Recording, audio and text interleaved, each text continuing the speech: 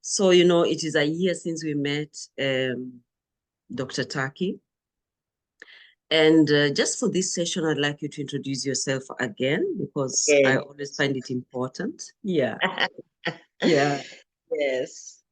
Thank you, Odilia. Ndimukororo warubarani.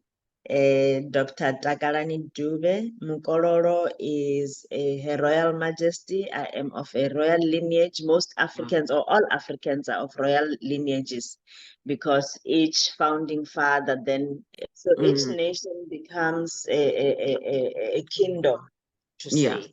Yeah, that's So, true. yes. So in my journey of rehumanizing myself, I reclaimed my title as Mukororo Varani, because having royal responsibilities makes you a responsible person. Yeah. Yeah. Yeah, and it also gives you agency to be able to deal with things around you as a person who understands why they're here on earth. So I identify myself now with my title, Dimukororo Varani. I am a medical doctor who practices holistically, and I'm also a pastor and now an author. And I wrote my first book. This one. I love that book. Yeah. Yes. Bantu, the Untold History of Africa and the People from Creation. And the Bantus is in inverted commas, because we're not Bantus, we are Abantu. Bantu, yeah. You know, the name Bantus was actually misused during the Apartheid. Yes. Yes. So, yeah, it's a bit, it's kind of a sensitive name, and yet it's a beautiful name. Yes. Yeah. So they took what was beautiful and bastardized it. Because I know, yeah, you know, in Kenya, in Kenya, the name still has value. So we comfortably say, I am Bantu. Yeah, and Bantu I realized, without the S. Yes. Yes. Without the S. Without the S, yes. And I realized that especially our South African brothers and sisters, when you write that, you really get attacked. That is you know, that's it's like an N word. You have to add the A. Abantu. Yeah. Yeah. So you have to have the A. Okay. Thank you. Thank you. And I'm Odilia. Yes, the founder of International African School. And yeah, I bring Africa to classrooms. Yeah, that is so beautiful. I'm telling you. From the marginalization to center. Yes. Yeah. Yes. Yeah. So Because this is the birthing continent. Everybody and everything started from here, and it has to be central. Yeah. Yes. So like yesterday, I had a classroom, and the kids were so happy. They learned so much about Africa that they didn't know. So at the end of the class, I asked them, so what did you learn? Oh, I didn't know Africa was rich. So today's conversation, I requested you some time back that, hey, Dr. Taki, can you talk about your experience during the apartheid era? Because, you know, we just hear stories says, oh, it was this, and we read. But, you know, that personalized touch, I really wanted to understand. And the reason why I'm saying this is that I also want to understand a South African friend of mine who is here. Because I remember something happened, and later she told me, Odilia, I apologize, but I want you to understand that I grew up in the era of apartheid. So there are some things that I don't just take lightly. And she's a very good friend, but I feel like I have to walk on eggshells when I'm around her. And that is why I was very interested in knowing what happened to our brothers and sisters. And so just to begin with, how old were you? What did you experience? What did you see? Odilia, I was born towards the actually just after apartheid became law in 1969. Wow. So I was born into it. I was too young to know what I'm experiencing, but the effect and impact I experienced and I still feel because my parents experienced it. They tried to shelter me from it, and I will Yeah. share all those nuances. My husband living in a city experienced it a little bit more, so I'll share a bit of his story as well Yes. because that's personal. But I have an entire chapter also in my book that really just goes into the different laws and how those affected and denigrated people. Wow. But to put it personally, having been born in 1969, apartheid instituted basically when the Nationalist Party came in. It was just starting, they were warming up their engines at that time. And one of the things that they did immediately was to separate in the divide and rule, because apartheid was a divisist experience or experiment, if you want to call it. Not only were they keen to divide Africans from the Europeans or the colonizers, Yeah. they also they were Mm. keen to divide the indigenous people from one another as well, because you would know that Africa was one big country, if you like, where people moved around freely and associated with one another freely because we understood that we are one related nation. We did speak different languages, an Yeah. approximation of about 10,000. That at the moment sits at 3,000 languages that are still Yeah. alive. Praise Wow. God. It was from 10,000. Yeah. Yesterday, I Yeah. just thought that we have 3,000 languages, so I Yeah. have to include the Initially, 10,000. initially it's estimated at about 10,000. Wow. The other ones have I've become, been dying. Yes. yeah, they've become extinct. Notably, also the languages of the Barwa or the Basen and Wow. Bakwe. Yes. Those ones have died a lot because also the people were extinguished, isn't it? Yeah. Genocide, they Yeah. experienced genocide. So you have the descendants only in the form of people who are mixed heritage at the moment. Yeah. So yeah, they were keen to separate us like that and divide us so that we didn't know each other, part of the dehumanization. We Yes. didn't know each other and we started seeing each other as enemies and started Mm-hmm. competing and also wanting to vie for the attention of the master, Of the you know? master. Yeah. That is Yeah, always like that. yeah, Mm. yeah.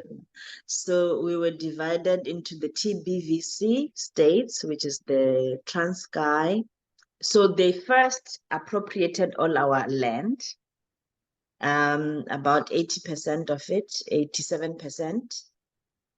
And then they left us pockets of 13% of the land in this part that had now been demarcated as Southern Africa.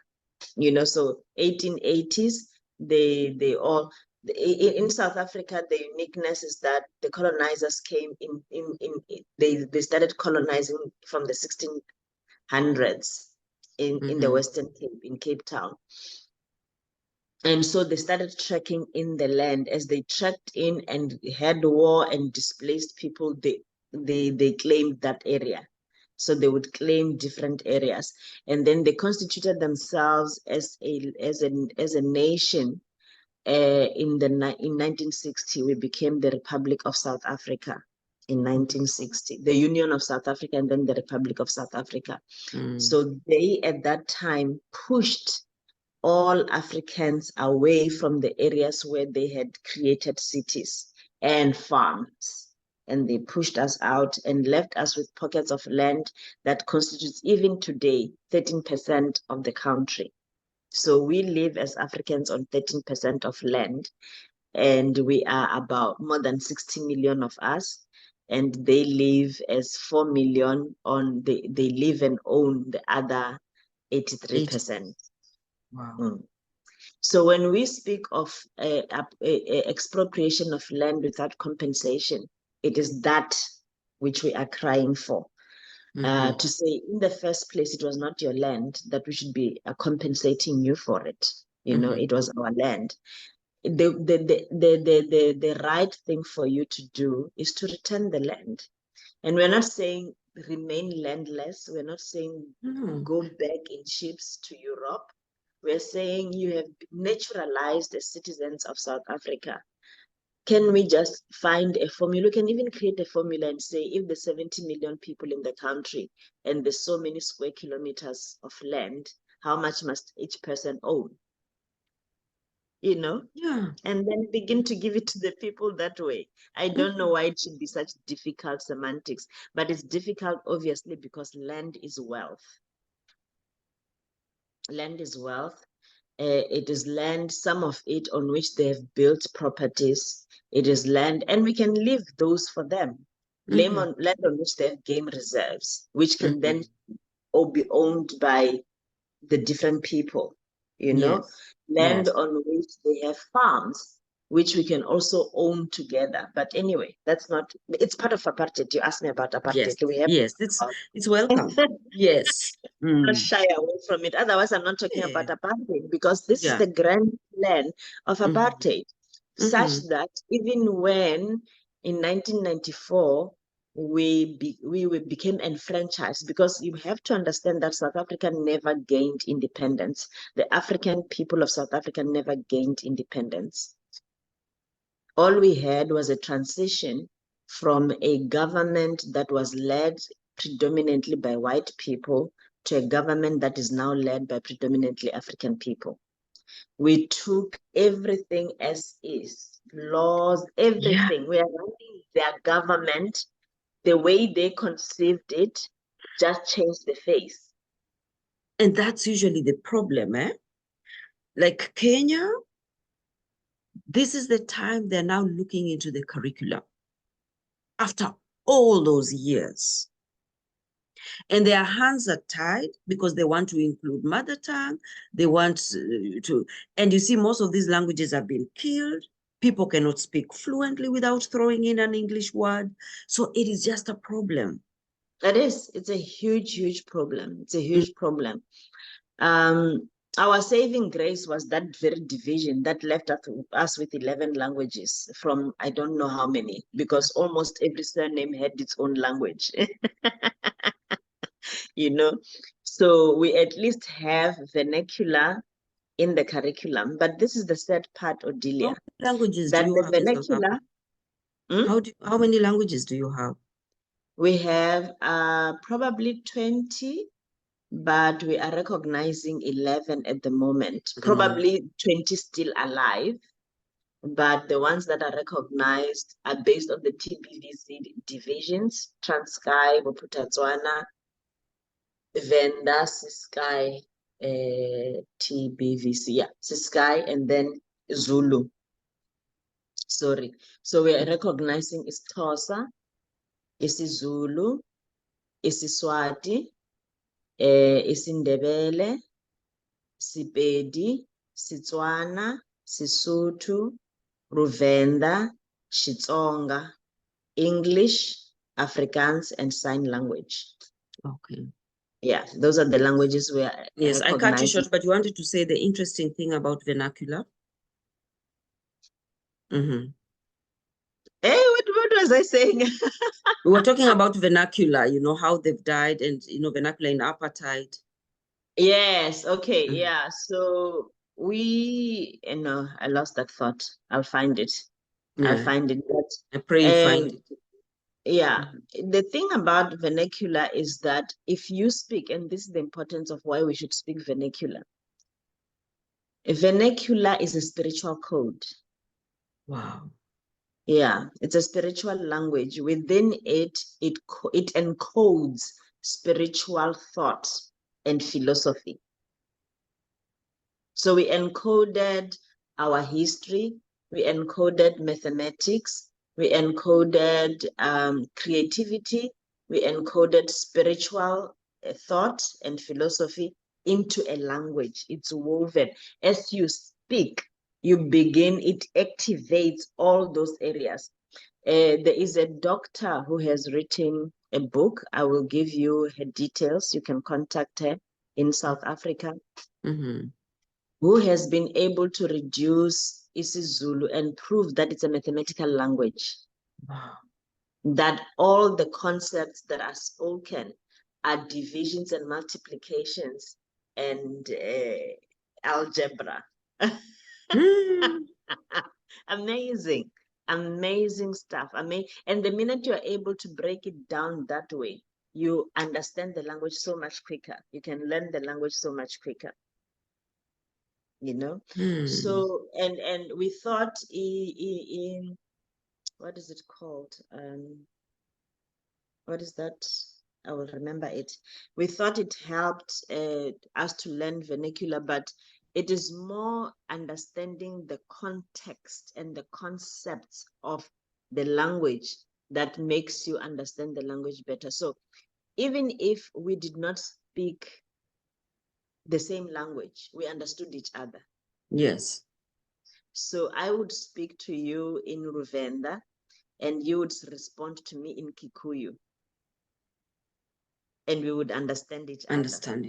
Okay. Yes, because we've encoded messages within words. So I did not need to speak your language to understand it. It's an amazing, if we You bring know, that I understand what you, it. yes, I understand what you mean when you say you could speak your language and I understand, because actually that is still there in my language. I'm Luya, and under Luya we have what they call dialects, 14 dialects, yeah. And we understand each other. Yet you're speaking your language. I speak You're my not language, she speaking the speaks other. her language, and also at the coast we have a group of Mijikenda. There are 9 Mijikenda languages. So they also understand each other. And what is interesting, if somebody speaks Luganda, I understand. There Because you we go. are the same people. Yeah. So there's some languages in Uganda, when they speak, I will understand at least 60, 70%. There you go.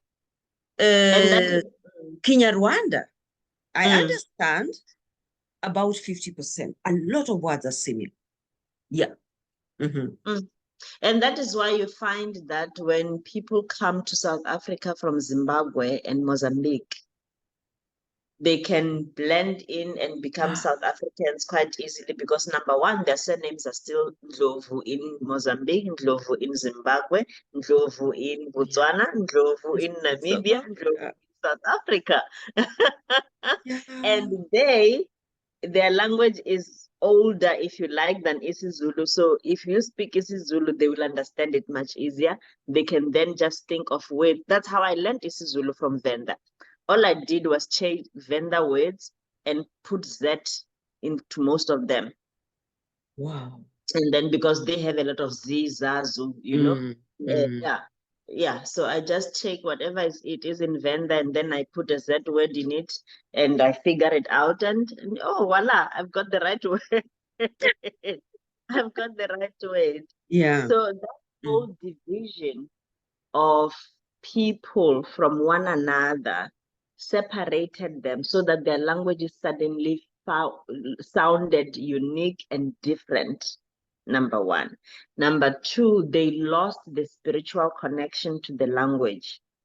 Number three, which means that the whole concept of Ubuntu is tied to the language. We lost that, we separated it. You know, if you are in vernacular, the one thing that we will do or say when we greet you is to greet you, my sister. Hello, Yes. Odilia, my sister. My sister, yeah, we do that. Hello, Odilia, my mom. Mm. Or my Immediately, son. my son. Mm. Immediately, that communicates to you, you are related to me. We are one. Mm. So even if Odilia had an ill intention, something changes in the spirit. Whether they like it or not, something changes in their spirit. And that ill intent goes away because they realize, oh, my son, my It makes a daughter. lot of sense. Yeah. Mm, mm, mm. So it's things like that that we lost in apartheid.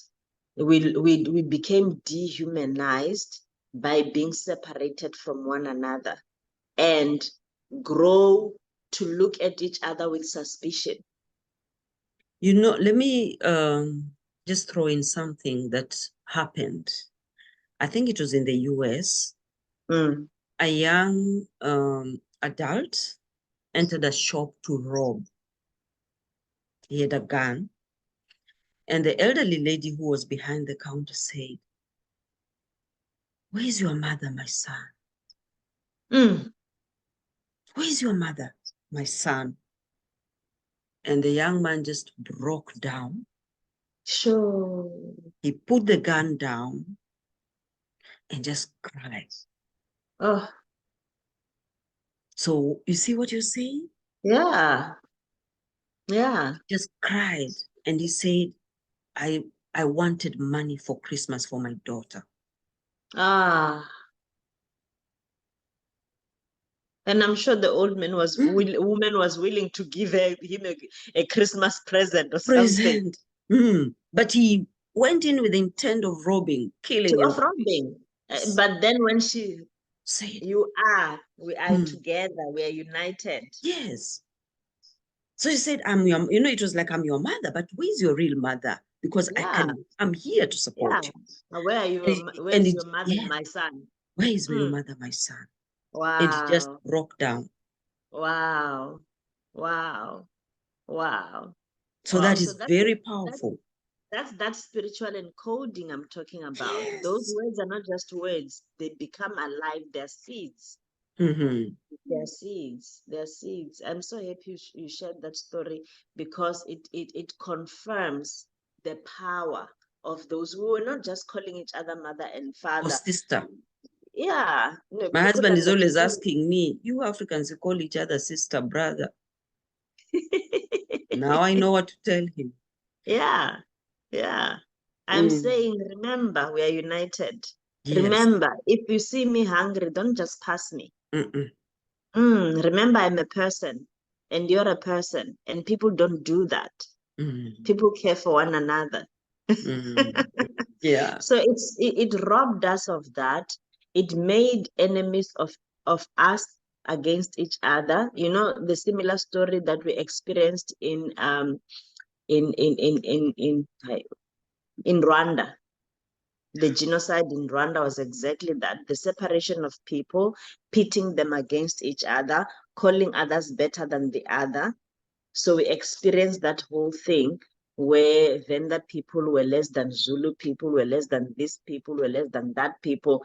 And people now, even today, still carry them around that superiority complex against one another as The same thing Africans. in Kenya. Mm, mm, Mm. mm. It's a very deep wound. It's a very deep wound that you have to experience it and know it. When you write it in the book, it's just a thing. But the depth of that is, my daughters are in Cape Town Mm-hmm. and they are bemoaning the superiority complex that colored people, so-called colored people have when they look or when they relate to Africans in the Cape. Why? Because the apartheid government said, you are fairer, your hair is not so curly, you look like us, you are better than the Africans. It's the same with the Indian people in South Africa, Indian people in general, and I know they're going to hear this, and I think it's a conversation that has to be had anyway. It's In South Africa, they know themselves that they think of themselves as better and higher than Africans, such that they actually get confused when they converse with an African and find we have the same background, we think the same thing, we have the same ideals. Because what has the apartheid done? It has said white is best, Indian is better, colored is better than African. African is the worst. And then amongst Africans, Zulu is better, Xhosa is better, Sotho is better, Venda is worse, Shangaan is better. You understand? They created that entire category and hierarchy that wound us so much that even today, we still have microaggressions against one another. We can complain about white microaggression, but we ourselves have microaggressions against one another. Simply because, and I mean, most of us were not there when those divisions were made, but they've been ingrained in our genetic code. We're carrying it in our spirit. It's been passed from generation to generation. Our children, we sent them to, this is how also apartheid wounded me. Apartheid wounded me by making me aspire to be white. Wow. And that is the biggest problem, especially with the African elites. I mean, I remember, it's not something I heard somebody say. I remember being asked, what do you want to be when you grow up? And my answer was, I want to be Mukua. I want to be white. Wow. Wow. And obviously, my parents did not know how to change that. And obviously, they also thought that was something good and something to be aspired to. I mean, I knew I couldn't change my color. Or maybe I thought I could as a child. I don't know. But I knew whiteness was something to be aspired to, because whiteness communicated wealth, it communicated health, it communicated godliness. Godliness. Even godliness. Even acceptability to God. It communicated agency. It communicated confidence. It communicated ownership. Because in Kenya, in Swahili, people tend to say so and so lives like a mzungu. A white person. Yeah. Yeah. And I keep telling them, I wouldn't like to be told that, because I live with them here. I know how they work. I know how sometimes miserable, lonely they are. And it's not only, they're not only speaking, Odilia, to your status economically. They're speaking sometimes also to the fact that you're blinded to certain concepts of Ubuntu. That's that true. When they knock at your door, you turn them away and say you don't have an appointment. Oh yeah, that's true. That's true. When they call you, you say, I can't talk now. You didn't tell me you were gonna call. Oh yeah, yeah. When they ask or for money, you are late. Yes, yes, yes. That is true. Yeah, yeah. Somebody has once told me that. Somebody once told me that you're black on the outside, but inside you're white, because you are so precise. Because I was asking him, why didn't you call me if you knew you were going to be late?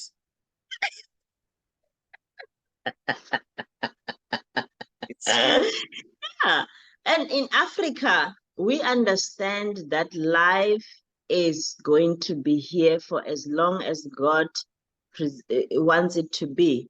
So there is a thing in Africa, AmaZulu bathi kujahwephi. Where are you in a hurry to? Where are you in a hurry to? Especially if we don't want to work today, we don't work. Yeah. We'll work tomorrow. We will work tomorrow. The sun will shine tomorrow, and we will work tomorrow. Don't jaha us. Don't. That's you know. True. Where are you? And What was the And that hurry for? yeah, that essence of time is because we tied it to money. To money. So it now dictates everything. And because money was not an issue in Africa, it was like, as long as the sun shines and it rains, I'm good. Yeah. From the earth, I can get any and everything I want. You know? So when they say you're Mzungu, they're also speaking to that. They're speaking to the fact that when you cook your food, you've counted the pieces of meat to the number of people in the house. I'm glad I don't do that. Thank you. They're speaking to the fact that if I came unannounced, I wouldn't have lunch because the lunch that's there is just, For the people. Whereas if you were Muntu, if I came to your house, whether I've announced or not, you're gonna get a plate of food. Yes. Whether That is the I culture I have maintained. Yes. praise the Lord, well done. Well done. You're not gonna get a biscuit and coffee One, and then sleep for in 3 hours. in the Netherlands, you only take one biscuit and the tin goes away. Wow. And yes, you take one and it's covered and it goes to the cupboard. And I've always asked why. I've never got an answer. You see the way you are shocked? This is the culture shock we have experienced here. Biscuits. Yes. So there's coffee, coffee, and then they bring a whole tin of biscuit. You take one. The minute you take one. Only one. That's the culture here. And if you take two, do you know you can spoil relationships, eh? Yes. And I've always asked, why? Why? But they just smile. And the thing about biscuits is that one is never enough. It's never enough. But that's you, Umuntu. One biscuit is never I've lived here now almost 20 years. I still don't understand. And I've never received an answer. Wow. I've asked very close white friends of mine. I said, why? And you see, they don't understand why we have to send money to support my brother's child who is in the hospital or pay school fees. They don't get it. And I always tell them, the way we don't understand why you give one biscuit is the same way. You never understand. That's a good one. Yes. Because I don't understand. I have tried to ask just to get a solution. They just say it's our culture. And they smile. Wow. Wow. Wow. Yeah. So those are the ways in which we have been wounded. That you aspire to be white, and then for me, I aspire to be white. Nobody discouraged me from aspiring to be white. My skin didn't change, obviously, but I understood that, okay, education might give me some agency of being white. I studied. I was able to get opportunities. I became a doctor. I was able to make my money. So I went on now my resolution is clear. My children are going to be white. You understand? So I took them to white schools. I feel ashamed sharing this, but it is where I come from, and it is where a lot of people are still trapped. The whole of Africa. It's not only you or South Africa, because I see it here. I remember how proud I felt that my children were going to go to a private white school. They were going to have white friends. Oh my God, that was such a wonderful thing, an achievement. Yes. That was such an achievement that my children, number one, were going to speak English with an accent, English, Yeah, and they were going to speak English as a vernacular. My children still don't speak vernacular, and they hate me for it. Oh, They hate me for it. That's the thing. That's They the can thing, because we had, feel, yes. they can Mhm. feel that it robs them of an essence of their Oh, personality and their being. It contains, speaking English contains them within an English culture that they do not understand, but that outsiders say they are. They're the ones who are called coconuts. They're Mzungus. And they don't feel Mzungu. And when they're with Mzungu, Mzungu does not see them as that's Mzungu. Mzungu. No, And they don't treat them like Mzungu. They no. still treat them as the inferior black that they have been taught black is. So it's That's you powerful. inflict a wound to a child that is so deep and so demonic. It is so difficult to get rid of. Wow. It is so You difficult to know, get rid of. I'm a campaigner of parents talking vernacular. And just the way your children are not speaking, my children are not speaking. And especially I have two boys. The elder one came from Kenya when he had that foundation. He can understand Swahili, but it's gone. But I keep telling him, you must speak Swahili. But the younger one was really interested in Swahili, but I didn't have a book to teach him, to read to him, because the books that were from Kenya were difficult. That's why I started writing Swahili books. Wow. So by the That's time amazing. I finished the books for in fact, I've dedicated them to the children of the diaspora. He was now 12, teenager. He doesn't want anymore. But this is what I want to And say. his brain has closed the language area also.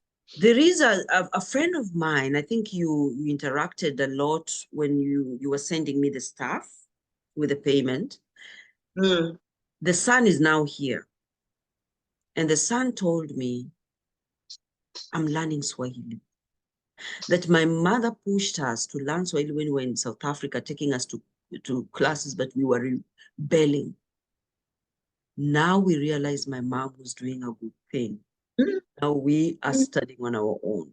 Mm. But what I want to tell you that I come from a family of 9. None of my parents' grandchildren are speaking vernacular. So the generation is cut.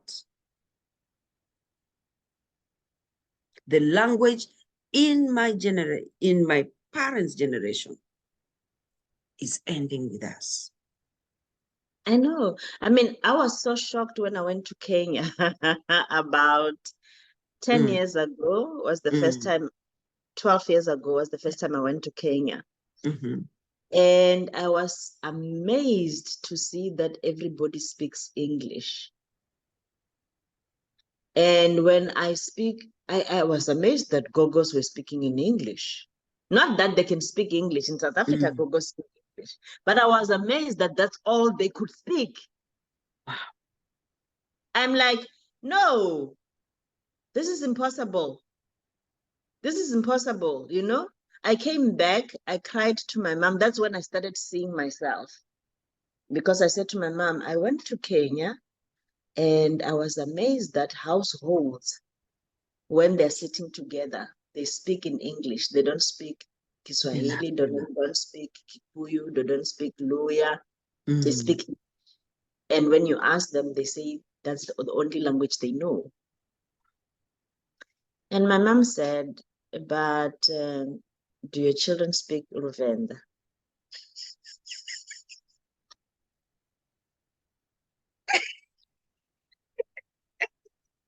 Wise mom. Wise mom. Challenge. She said, she was very simple. Do your children speak Luvenda? That's when it dawned on me. Wow. In a generation, It's we will finished. have cut off apartheid, will have succeeded. Yes. We will have become white without the agency of whiteness, ever aspiring to be, never becoming. Never And become. at the same time, never being African either. So you're in limbo. That's that dehumanization I'm talking about. You're in limbo where you are not African neither are you European. You're just a shell. Mhm. And that's why you're finding such a high amount of anxiety, Exactly. depression, substance abuse, criminality within the African elite. Yes. There is For, no for foundation. lack of better word, the African who has learned how to make money in a capitalist environment. For that African, all the children of politicians,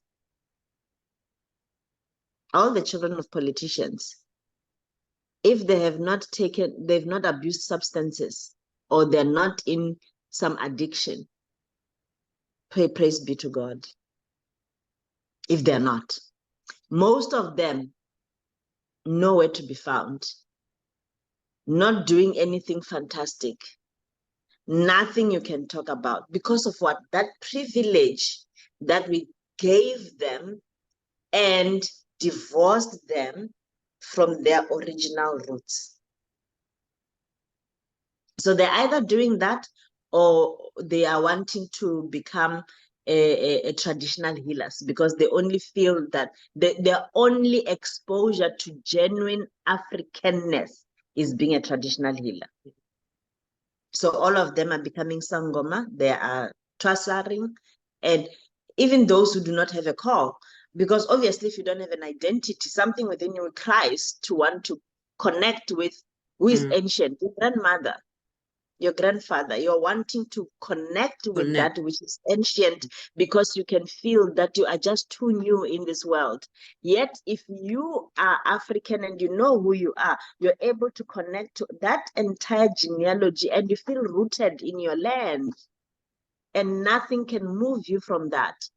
The reason why there is such a high amount of anxiety and depression amongst white people as well is because they've gone out everywhere to explore everywhere, that they are detached from who they are. They lack an identity, and we are joining them in that lack of identity. We're joining them in that lack of identity, because if you are a white person in America, you know that that's not your land. And you're struggling to convince yourself that this is my land. And everything and history and all, they're negating you.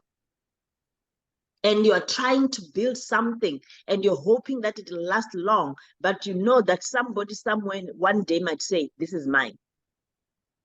You're in Australia, wherever you are.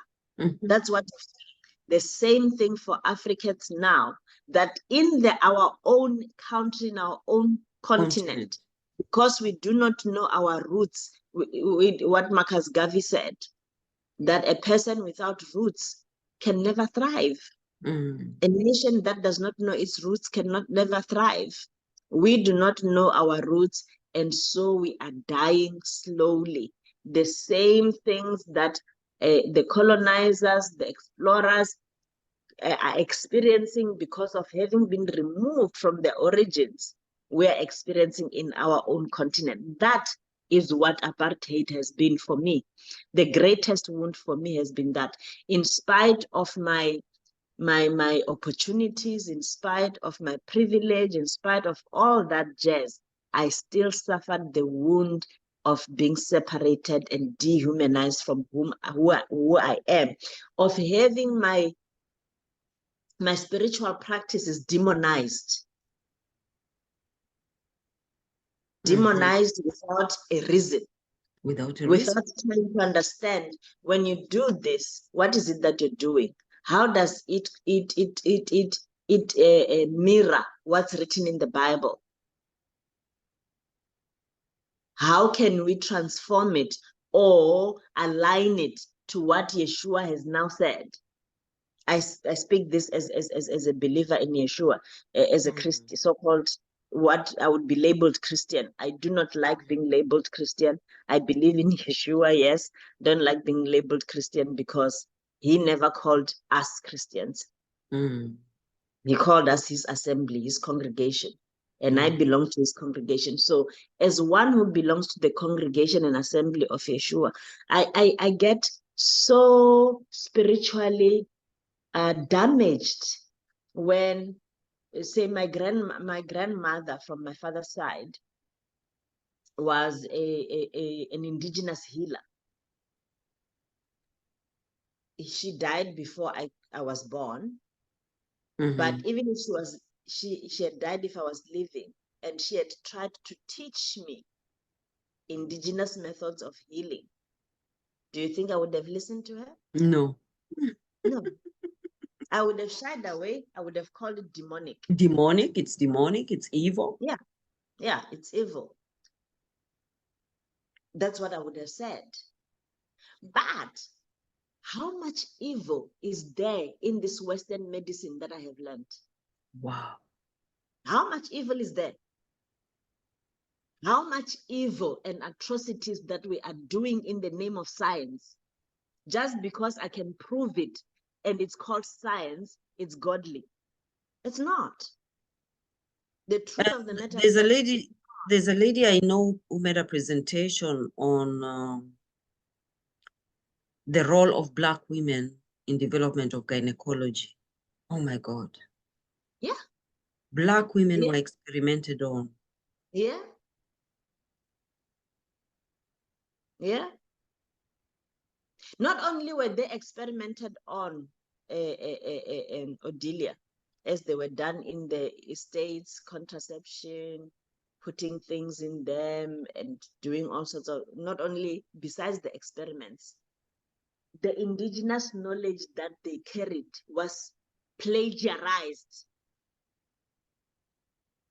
and put in books without the acknowledgement. We learned turning the head of a breached baby from this African woman. We do not acknowledge that. Wow. Brain surgery. Africans did brain surgery. And a lot was learned from them, especially in France. All that Mediterranean strip, they learned surgical skills from Egypt, from Africa. Let's not call it Egypt, because Egypt is now a little land like this. But Egypt was an entire spectrum of Africa. It was learned from Africa. I did a course called visceral manipulation. Just now. Visceral manipulation, the movement of organs and manipulation of organs within the body. The first day I attended that course, I had to leave the classroom and go to the toilet and cry such a guttural cry. I cried so deeply because I recognized some of the treatment modalities that my people did on a daily basis to manage each other's sprains and whatever, and tummy aches and whatever, movements that they did that were said to be nonsensical and unscientific and dismissed just like that. Now I have paid money to attend something, and they're teaching me those very things that I grew up being told were nonsense. I should not pay attention to them. Dr. Taki, how can we document all this knowledge? We are starting slowly. Yes, you teaming up. We are creating an institute at the University of Eldoret. The vice chancellor was my classmate and a very good friend of mine. So he's just 4 months old. And when he became a vice chancellor, I said, we need a platform. Yeah. And especially people from the diaspora. Yeah. Because you find that, you see, like what you are talking now, this is something that will take bureaucracy to include in our mainstream curriculum. Yeah. So the platform we are creating, we want to invite people like you. Yeah. To come and give lectures to the young people. Yeah. So this is the knowledge that is not in the curriculum, but it's knowledge not. that is so important. Listen, Odilia. And I in hope, Dr. Taki, you'll be one of the guest lecturers. Oh, I would definitely love that. Yes. Definitely love that. Definitely Mhm. love that. I Wow. mean, South Africa prides itself in its democracy. I left that story. The fact that we're not we're not even an independent state. Yeah, yeah. We just took over somebody's government, and that is part of the racial tension between Africans and white people in South Africa, because the white people know that this is their government and they feel affronted that somebody took it over. You understand? Wow. I make an analogy in my book of saying, imagine you wake up in the morning and on the Zulu royal chair is Mm. sitting a white man calling himself a king. It can't happen. Exactly. And that's what we did. They woke up in the morning and African people were sitting on their tables and their chairs and saying, we are now the government. The government. No. Using their very laws that we have done so little to change. The laws of South Africa speak very little to the need of African people. And so our government struggles to deliver services, because when they try and deliver services, they are tied by the very laws that they agreed to. They can't. I don't care how much they try. It's going to be very difficult to deliver services in South Africa under the backdrop of the laws that we have Of the that do apartheid, not yeah. serve African people. Wow. Because that is the first thing. Constitution has to be changed. The African knowledge, Constitution, African culture has to be incorporated. The needs of the African people. yes. So we changed the constitution, came up with a very good Bill of Rights, but very Western influenced, very blind to African issues. In fact, refusing to recognize African Ubuntu.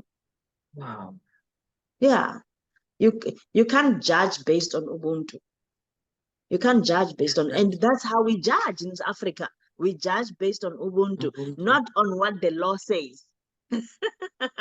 Because the law can be unrighteous, the law can be unjust, but it's the law. So we judge according to the law. And that's why we are battling to govern, because we are governing a people who resist. They can still recognize the apartheid arm of law and they resist it. We battle to remove people from squatter areas because we're not dealing with them ngobuntu. My husband was telling me the other time, you see this squatter camp, you know what a squatter camp, Yes. shanty Yes. town, yes. Yes. Mm. You see this squatter camp, 4 years ago, the police came, we came and we demolished everything here and moved the people out. Now it's double the amount of people that were there. They're building almost on the street. And I said to him, have we spoken to the people to find out why they stay here? Have we spoken to them? No. No. Because that's not Eurocentric law does. Eurocentric law says this is what must happen, this is what we're going to do. Ubuntu says, let's call an imbizo. Let's get these people around a tree. Let's talk to them. Let them give us a solution to this predicament. But our hands are tied, because if those people should say, give us land we want to build, whose land are we going to give them, because we only have 13%? Wow. Whose land are we going to give them?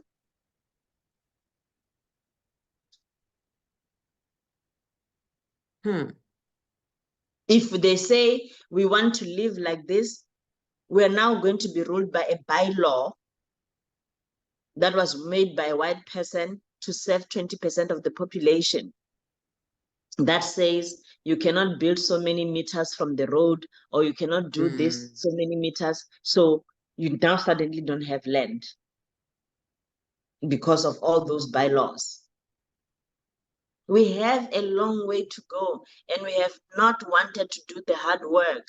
We have to do the hard work if we are going to change the power of apartheid, dead as it is as a written law, is still very much tangible and very much alive, and it still affects us daily. Daily. I used to say to people, oh, apartheid affected me in that I could not learn ballet. That's how colonized I still was. I still yearned to learn ballet. But if you call me to come and china domba, I will not want to china domba.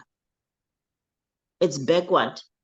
I will say the scantily clad. Have you seen the ballerina, what she wears? Mm-hmm. And then I'm going to say the African girl is scantily clad. What about this one? Indeed. We can talk long for apartheid. It's a very deep, insidious spirit that we need to talk about. Not many people are talking about. The other day I was talking to my husband was talking to me about certain people who were tortured for this, that, and the other. And we were just realizing together, you know what? We haven't documented these things. Yes. Yes. The only history about apartheid that is there is the one that was written by white men.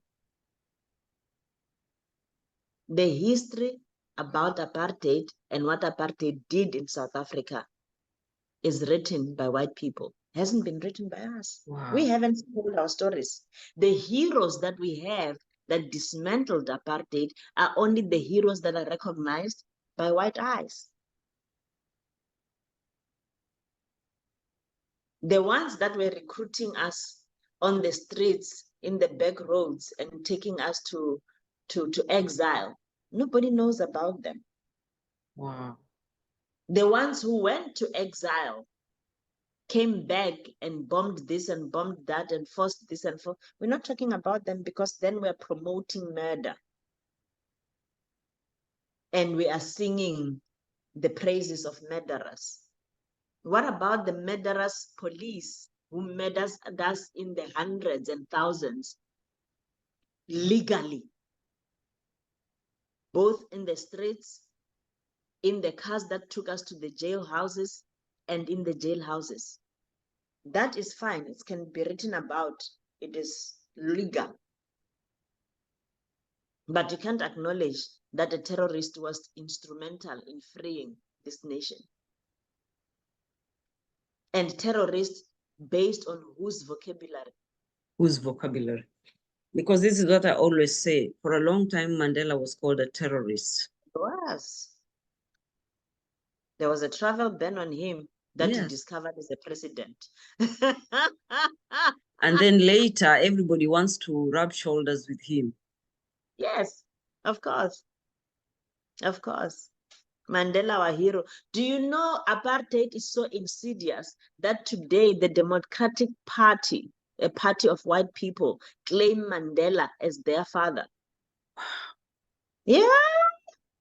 Just because Helen Suzman, who is one of the founding people in their generation as they evolved, went to visit Mandela in prison and fought for the rights of prisoners because she went to visit Mandela to hear what he was thinking and to help shape the thought within the Democratic Alliance in terms of what is right and what anti-apartheid should look like.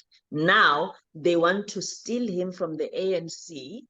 They will villainize the ANC and say it's villainous, but take Mandela, who was an ANC Umkhonto weSizwe leader,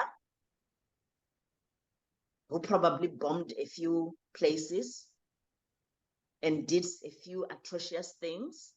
They will take him, make him a saint, and say he is our patron father. He represents everything good and godly in Africa. The rest of you, no. You are crooked, you are criminals, you are, what is it called? What do we call fraudulent and corrupt. But Mandela is the one who was informing the ideals and the thoughts of this organization. How is this organization that was formed by Mandela, who is such an angel, how is this organization now a corrupt organization? And if it is corrupt, how did it become corrupt? Because the laws we are using are your laws.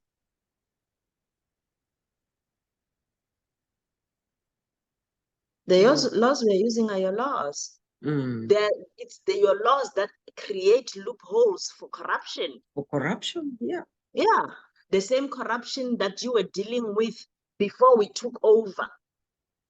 And we got on and found your corruption, and you smeared us with your corruption and made us taste it and said, oh, you want to take your children to school in England, sign this armament bill.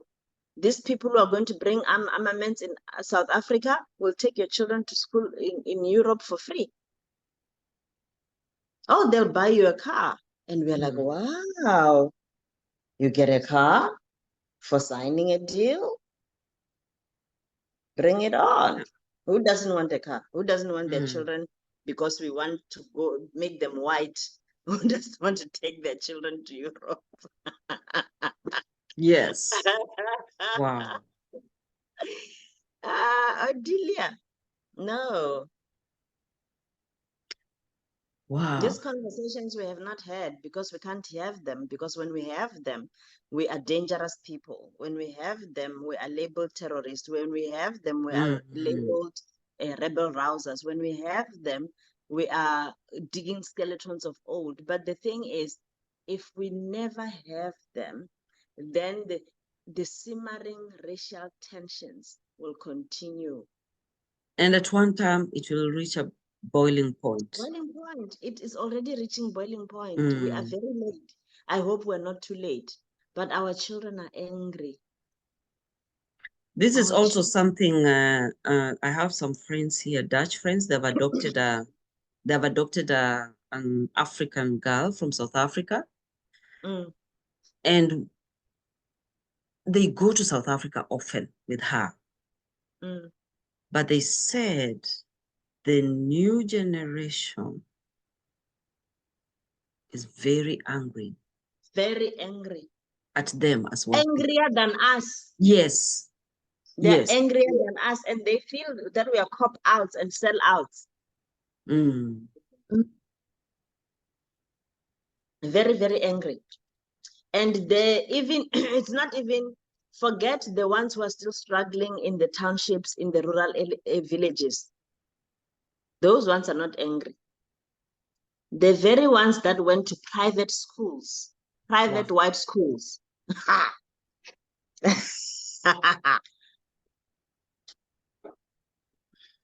Those ones, they're angry. When we have put down our anger and we're trying to, no, those ones are like, you never told us who we are. You never gave us the proper names. You never introduced us to our genealogies. You never allowed us to speak our vernacular language. You never taught us how to be a human being, how to be African and Umuntu. You robbed us, you sold us on our land. And even now you're not willing to take it back. You're compromised. They are angry. And the only way we can calm and quench that fire is by telling the truth of what happened. And also reminding people that at the end of the day, we are all human. We are just trying to make the best of this world. Let us find a way of coexisting. And it is worse because what makes it worse is that when they talk, they are finding white people who are defensive, afraid, and do not want to handle this. They don't want to talk about this. Even here, there's a problem. White people don't want to, the moment you start talking about racism, they don't want to hear. Exactly. I had a group of such a big I had a safari group. Yes, they don't want to hear. And they say, well, what do you want to educate Why? us? Why? Mm. I noticed I went with a group on safari to Zanzibar. And of course, the group I had were people from Suriname, the descendants of the enslaved people. So they, in fact, I said I'll never mix white people and people of African descent. I realized the goals are different. The people of African descent want to learn about their culture. They want to learn their history. But the white people want to enjoy, to see the They animals just want to see the animals. and enjoy, good food and music. And it was just a clash. Mm. And I remember when we went to Zanzibar, so I had to take the descendants of enslaved people to the slave market. The lady just stayed outside. She didn't go in. We went as a group. She stayed outside. She said, I'm not going in to learn what?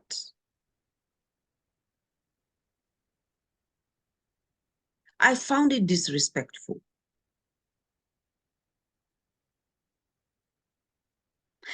And also what I noticed, she had a small camera. And on the road, sometimes you pass beautiful people, beautiful cars. She doesn't take a video. But the moment she sees dirty children, oh, it's my camera.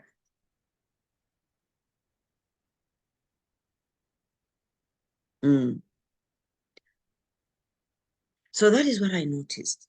But you wanted to tell me the experience of your husband.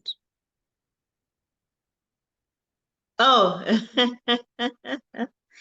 And yeah. So he was a bit older. mm-hmm. So he was one of those who were at high school being recruited to go to exile. Wow. Yeah, being exposed to the African National Congress and being active as a student. Mm-hmm. And one of the stories he shares, and that he has not shared fully either, this is just Mm-hmm. shadows, because it's so deeply traumatic, Mm-hmm. was how they came to the house. I think they had caught one of their comrades, and maybe he had mentioned that we are with Fusi, we are with this one. Mm. So they came and they rounded up the youngsters. They came and they also took him. He went to jail. And even today, he struggles to share the kind of torture he experienced. Mm. You can see that it is something he has tried by all means to close off completely. The interrogation, how they would put a rubber, I don't know how they do it, but the rubber of the car, they put it around your head with water inside so that you're drowning while you're sitting in a chair. And then they electrocute you. When the water runs down your body, they electrocute you until you shit yourself and you pee yourself and everything until you pass out.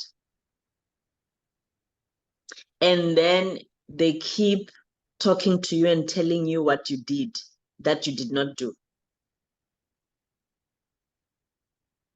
until you break down and say, I did X, Y, and Z when you have not done it.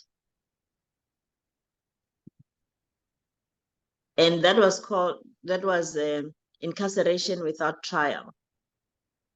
So they just come middle of the night, take you out of your house, kicking and screaming, hit you, throw you in the back of the van, drive you to the police station. Before you can have a trial, they are interrogating you, they are torturing you, they are making you admit to things that you never did. and they're making you mention names of people and claim that they are doing this, that, and that when you do not know anything about that. And that thing has affected him to such a degree that as a father, he struggled to connect with his children. As a husband, he struggles with just being asked, why are you coming back at this time? You can't ask questions like that. Who were you with? You can't ask questions. Anything that sounds remotely like an interrogation, you have to find ways of getting a story. But you can't ask directly because that's an interrogation. Wow. I know it's usually mainly, I don't know, maybe I just thought it's a men thing, but I found out from him that for him, it is that torture thing. The minute I remember asking him something and he says, no, but you're interrogating me. And you said, what? Something simple. I was asking, why is it that whenever I ask you questions, you never answer me? And he says, because you're interrogating me. And I don't like being interrogated. I don't like being made to admit to things that I didn't do. Wow.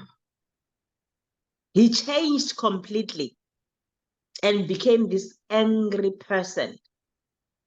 And so it has affected, we have struggled with it so much in our marriage. Had it not been the fact that I was willing to be in this marriage and I love this man, it's something that would have broken long ago because I didn't even understand where it came from until he told me about what happened to him. And I started, but this is this thing. That is This is what, this thing. yes. He would be talking to the children, and you must know they're expecting the white father. Hey girls, have you had breakfast? You know, that kind of thing. And then suddenly he would raise his voice and the girls would be scared. You know, so it has affected us in that we don't even know what is normal life in a household. Because the children have this kind of expectations of parents. We have this kind of expectations of being a parent and of children, and the two do not marry. We are parenting from trauma. Oh, yeah. Deeply ingrained trauma and fear. And they are wanting to be parented from freedom and love and security. Yes. And they don't get that. It has taken us years of work to recognize and begin to deal with this thing and peel off them. And then until we started finding each other and for them to understand that and it's not even the trauma of this generation, it's generational trauma. The mere fact that we are a transition family, transition parents rather, my husband and I, where we are the first people in our families that have now gained this place of privilege financially, or this class, you know, which brings classism, and it angers our children again, you know. We didn't grow up in a communal environment where we are growing up with our parents, Grandparents, cousins. exactly, living in the same area, helping us raise children, taking the brunt of, you know how it was with us. If your mother couldn't talk to you about something, they took you to the Go to elder your sister. aunt. Yeah, you go to your aunt talks to you in a different way. You feel better, you come back, you're no longer angry with your mother. We are just here. And we do not know the cultural net that would have helped us, the things that we would have said and done that would have helped us to carry that burden. We don't know them. We don't have that support. It doesn't take a village to raise a child anymore. Wow. A child is being raised only by the mother and father and their trauma. In Kenya, you know the Mau Mau. The Mau Mau war was fought mainly among the Kikuyus in the central province. And, you know, if you go to Kenya, Kikuyus are known to be people who really like land. Land for a Kikuyu is everything. So a friend of mine told me, Odilia, because most of the land was taken away from Kikuyus. So they have the phobia of land. They always want to buy land because it was taken away from them. And now I understood. Why is it? In every corner, you find that Kikuyu has bought land there. It's not even their community. They have bought land there. They've bought land there. They're always buying land. In fact, a friend of mine told me, Odilia, my grandfather died having bought land almost coming to 100 acres. Pieces here, pieces, and he died a poor man. All he was doing was buy land, and not living healthy, not enjoying his money. He died a poor man with so many pieces of land because it was taken away from them. And you know, in South Africa, that politics of land. In South Africa, he would buy all that land, ne? And then it would still be devalued. So even if he tried to sell it, he would not be able to get, say, for example, I live in a so-called white suburb in the past.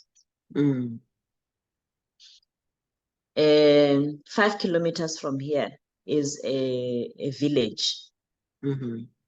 We are basically on the same topography, same everything. But the land there is cheaper. That's how they do. I can get land there. I can get land there for 10,000 rands. Here, I've got to buy it for 1 million rands. 5 kilometers away.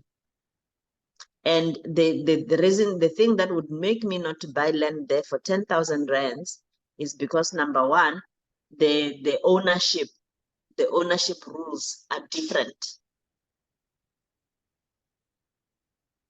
The land there still belongs. It's the community. It's permission to occupy.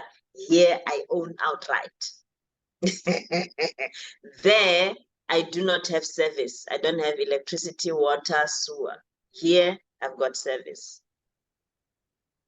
There, I'm surrounded by people who cannot build the same kind of structure I can build. So my property will always have a less value. Here, whatever I build multiplies in value. So the setting and the law and everything has also made sure that even if you bought land, you're still entrenched in poverty until you buy land in what was white owned. And who are you giving 1 million rents to? White people.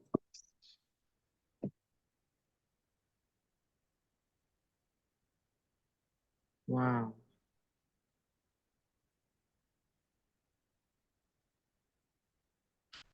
It's complex. It's complex. It's like, you know, the way, yes, I struggle to explain to the young kids in school about, they'll ask me, but teacher, you said Africa is rich. Why are they rich? So I always give them an example of a chocolate. Who loves chocolate?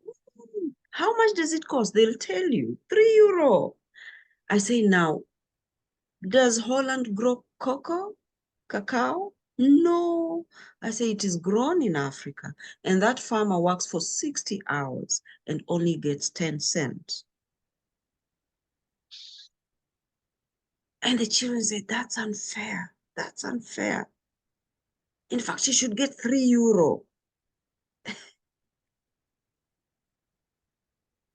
So it is complex, but it's not that it cannot be done. Yeah. And we have to begin. It can be done, but the people must get to work. Yeah. And they have to learn that, in order to save our the future generations, we must sacrifice. Yeah. And we must sacrifice on all fronts. Yeah. I'll give you an example. Like I told you, I'm Luya, and among the Luya, we have 14 dialects. Yes.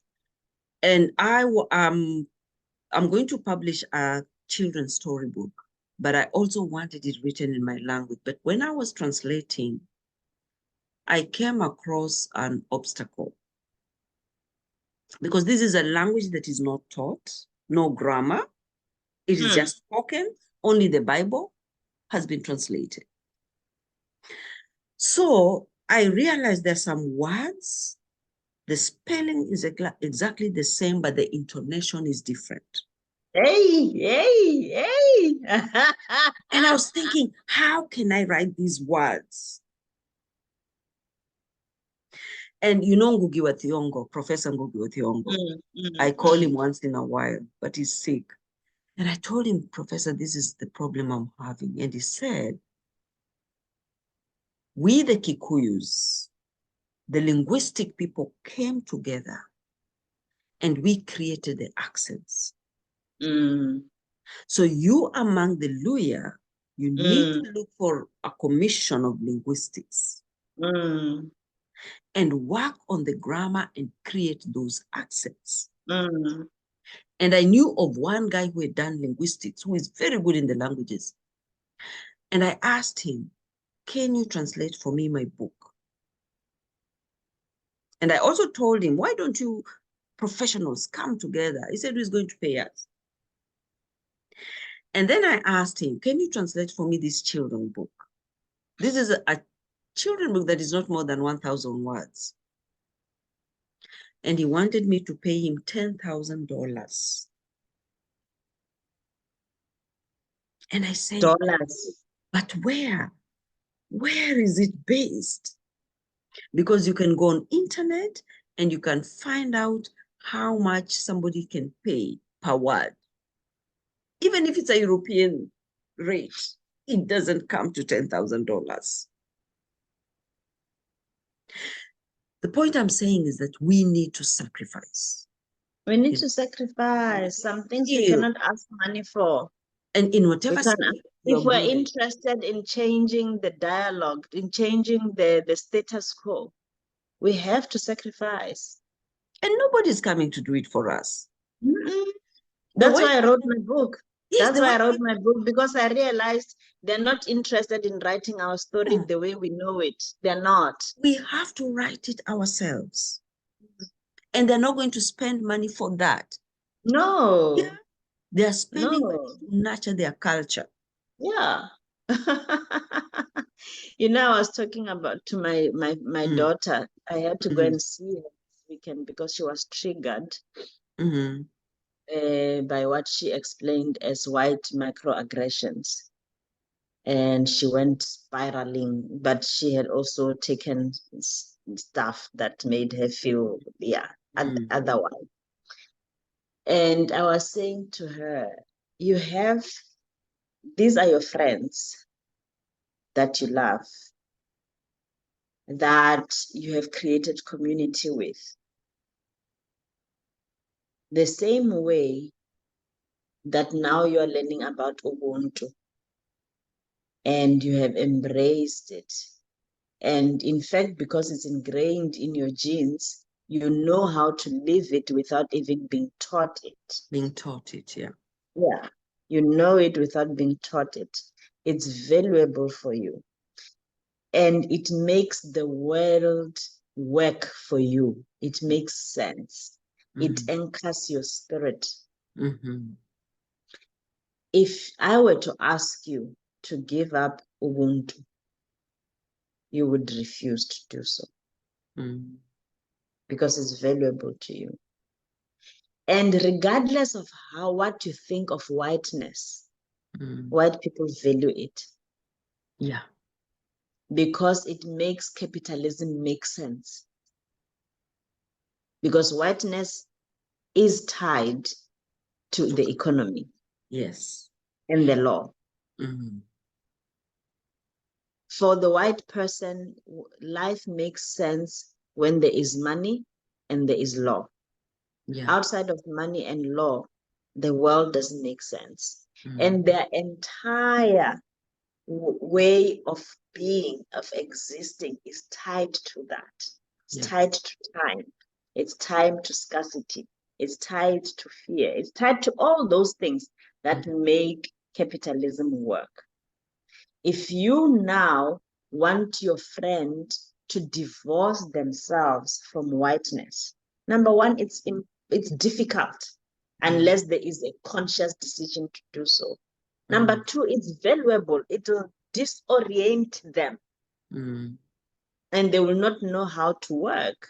So you've got to, if you are wanting to build community and you're saying you value this relationship, your friend says she values this relationship, the two of you have to learn to teach each other and sacrificially work together. It's never going to be easy.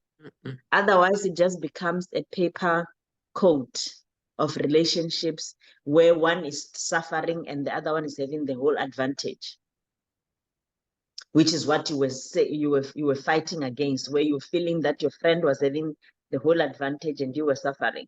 If you want to make it an equal partnership, you've got to be able to say, this affects me this way.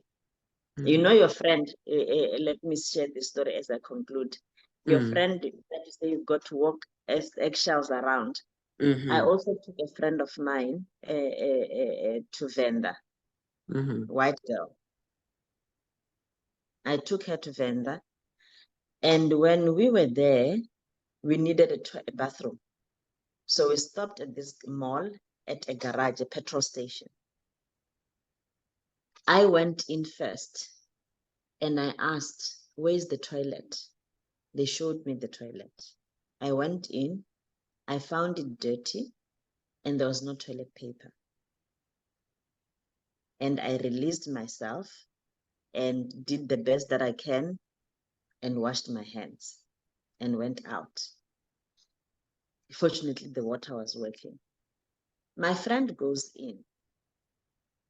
She'll be saying, oh, you called me friend. You always say I'm your daughter. She went in. She went in.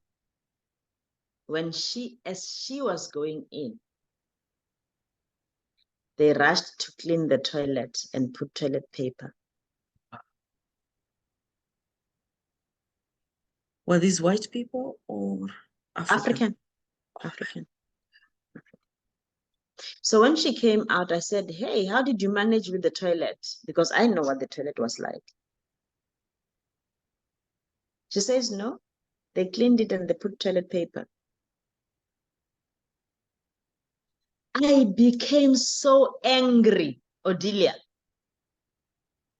I was so angry that I gave her the entirety of my anger against white people and apartheid. And I mean, it was not her fault. It was not her fault. But what was I? The Triggered. African self-loathe devalued me and was not interested to know whether the toilet is clean and has toilet paper. But the white superiority when it walked in, without the poor girl saying I'm superior and whatever, and she's very down to earth because we are working together and she's learning Ubuntu, you know, without her saying anything, just because she appeared and she was white, the African inferiority and self-loath ran to the bathroom, cleaned it, put toilet paper, because here comes the master. And in real life, I am wealthier than this girl.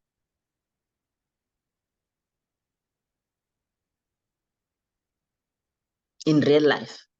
But in my wealth, in my social status as a doctor, in my social status as a pastor, I was devalued in preference of her because she's white. Apartheid gone 1994. What is this? What do you call this? Happening last September. It happened last September in my own hometown.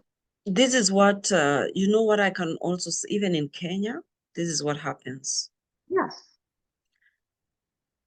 I remember one time I went, to a shop. I was actually with my husband. He was walking outside there. So I entered, and the lady was not even interested in me, trying to purchase something. And the moment my husband came, yes, can we help you, please? Yes.